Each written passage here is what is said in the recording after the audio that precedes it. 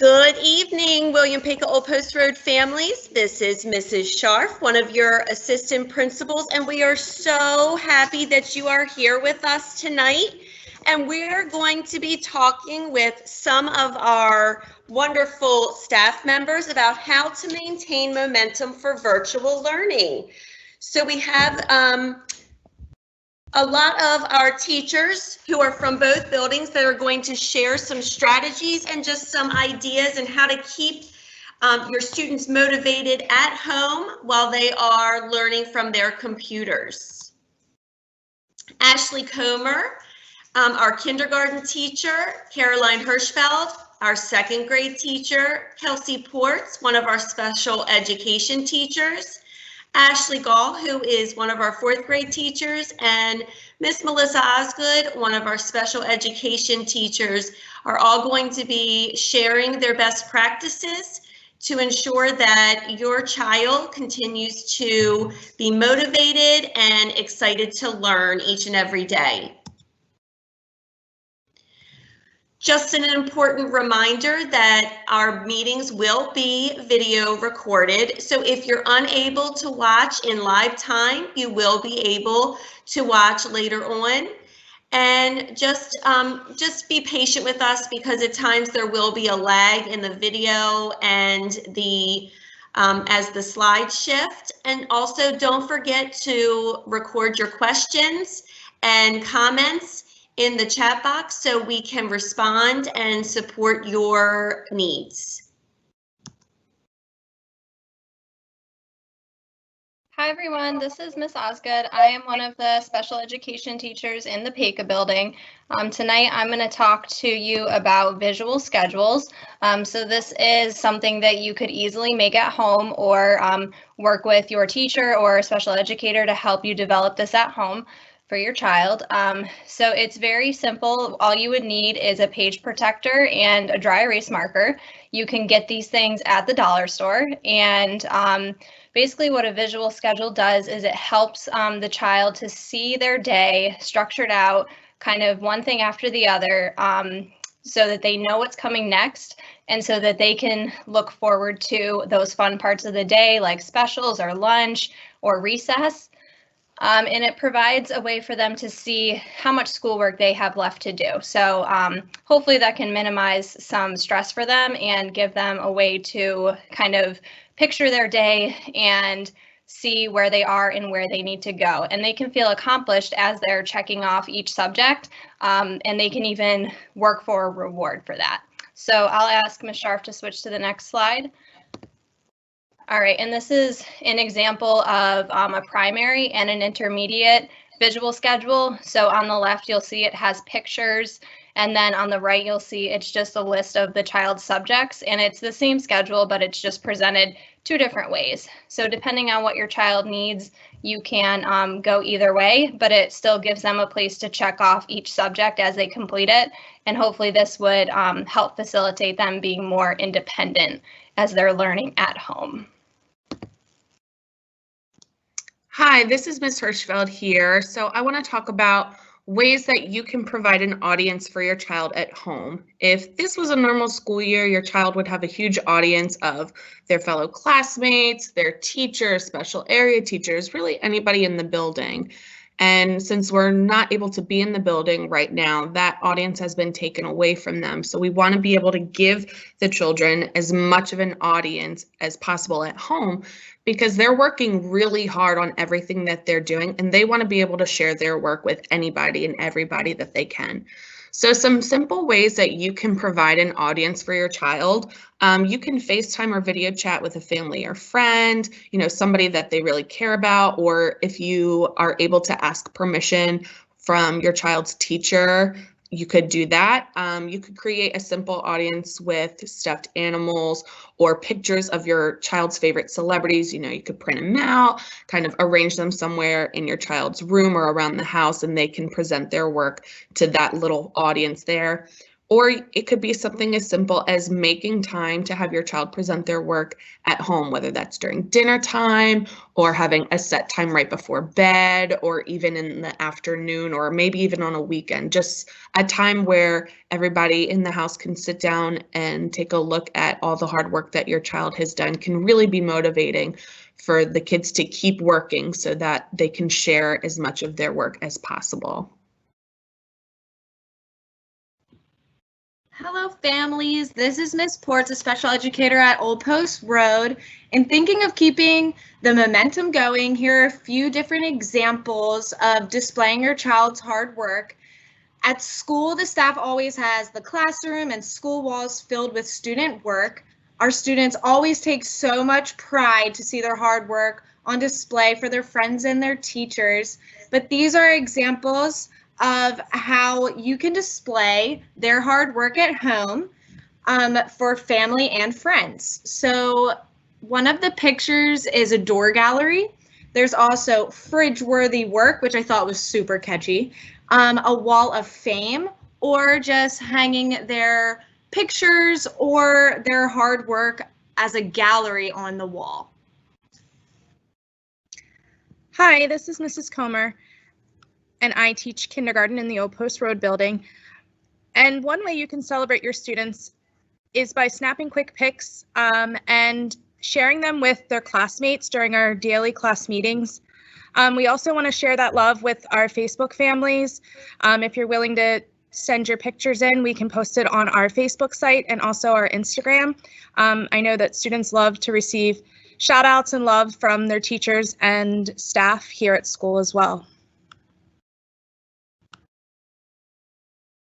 Hi families, this is Ashley Goff, 4th grade teacher, and on my slide you will see some brain breaks and wellness activities as well as some academic websites. So I'm sharing these because I thought that you could incorporate them into your child's daily schedule as a brain break activity or even possibly a reward if they have had a chance to finish all of their schoolwork for that day, if you have a simple reward setup system at home. So I'm starting to talk about some brain breaks first. The first one is the HCPS Virtual Calming Room. This site can be found through hcps.org when you scroll down on the main page and you click the social emotional tile. It has a lot of great resources there, such as make your own stress relievers, different themed yoga videos, and also live animal webcams, which I thought were really fun. The next one is Go Noodle, which is a really interactive website that gets kids up and moving throughout the day. So there are short exercise videos and most of them are under 3 minutes. They also have many activities for movement, such as dances, stretching, and motion, but also they have calm down strategies like yoga poses and breathing strategies. The next one is Art Hub for Kids, which is a YouTube channel with directed drawing videos. The videos are a little bit longer, sometimes up to 10 minutes or more, but I've noticed that kids are able to focus when doodling and coloring, but they're still listening to a teacher. So if they're listening to a teacher, it might be better to have them just doodling on a notebook or coloring, but these videos would be a really cool idea for a brain break or reward as part of their day as well. And lastly, on that side, we have Cool Math Games, which is just a fun game that kids seem to love at all ages. The games aren't all academic based, so that's why I put it on the brain break side. And then for academics, we have Prodigy, which is a free account you can make as your family, and kids of all ages can enjoy this. It does prompt you a lot to join a member account, but that is not required. A lot of teachers set this up in their classrooms, but you can also set it up at home. Kids are super engaged with the imaginative characters that they can build on that website. Another free website for reading and math skills to review is Splash Learn, and that ranges from grades K to 5. I've also included Harford County Public Library because you can get a free digital library card online, and it comes with a ton of free resources, and you get instant access to audiobooks and ebooks, and Bookflix is part of that, which is kind of similar to Epic Books, but it's available also outside of school hours. I've included Starfall, which is a review for grades K to 3, but it is still really motivating for the older grades as well. And then we also have Temple Books, which is through the library, but you just need the username and password that's on this slide to access that website. And you can also read outside of school hours during that site as well. So like I said, these could be brain breaks or motivating for kids as a reward throughout the day after they've completed their schoolwork.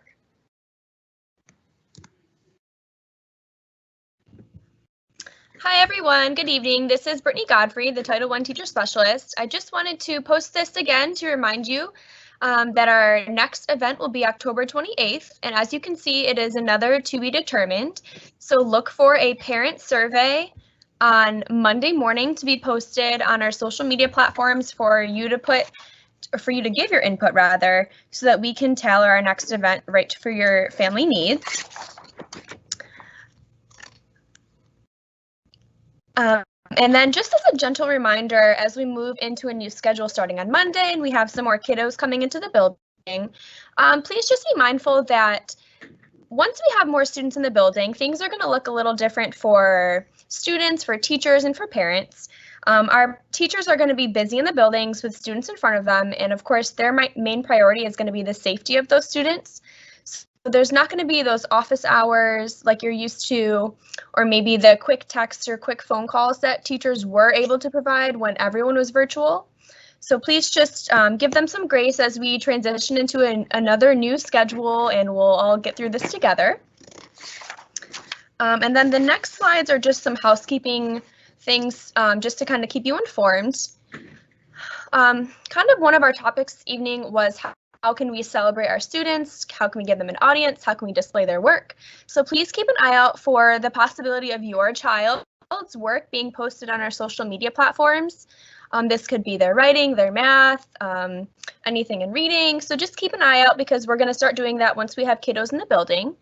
And then again, that Monday morning survey will be posted for you to complete. It's going to be open for about a week and a half, so we can gain your input and then we can go ahead and tailor that next event right to your family needs. And just as a friendly reminder, these are our social media accounts. If you're not following us on any of those, here they are for you. We've gone over these a bunch of times, so I'm sure you are, but this is where most of our information is pushed out in case you're ever in the need.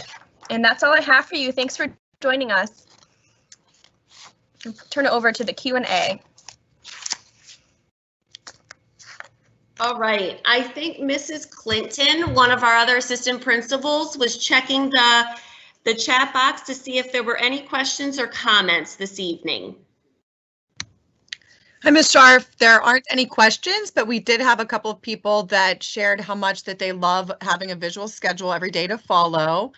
There's also a comment about posting work and snapping pictures to serve as those visual reminders. And Mrs. Cahill was reminding everybody about the virtual calming room that HCPS has made for the students to use, and they can have that music going in the background while they work. Awesome. All right, and again, just as Mrs. Godfrey had shared, we want to hear from you, and we want to make sure that whatever you're questioning or whatever your needs are while you're at home with your child, or even if your child has decided to come to school for one day, we really want to know what your needs are and how we can support you and answer any questions that you possibly have. So please make sure that you continue to share those topics that you would like for us to discuss, and we look forward to seeing you on October 28th.